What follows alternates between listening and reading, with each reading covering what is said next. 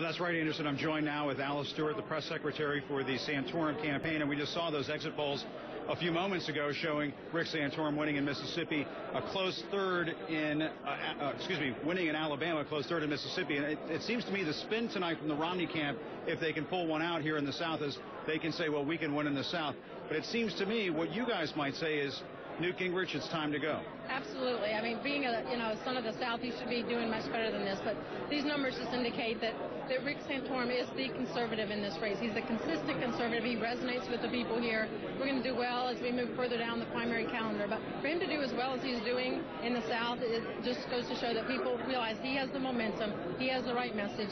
Mitt Romney is out of touch. The fact that he's even with the money he has and the name ID, and as long as he's been doing this, he should be running away with this. But the fact that he's not in touch with what voters want. He's not in touch with them in terms of on economic issues, on social issues, and a lot of the comments that he makes in terms of my wife's got a couple of cars and I like to fire people. Those things are turning off voters. Let me ask you about what Rick Santorum had to say earlier today. He was on the Glenn Beck program, and he essentially called for Newt Gingrich to jump out of the race. Earlier this week, he said, well, I don't want to go that. I don't want to tell Newt Gingrich to get out of the race. He was definitely taking a more aggressive posture. Why is that? Well, I think all of them should get out of the race. They should both step aside. I don't think that's going to happen. Well, simply because Rick is the conservative candidate that can take on Barack Obama. We've got Romney and we've got Gingrich. A lot of the issues are off the table that are important to voters when it comes to Romney care. Both of them, the grandfather of Obamacare in terms of the individual mandate issue. That issue is off the table. When it comes to cap and trade, that issue is off the table. When it comes to bailouts, that's off the table.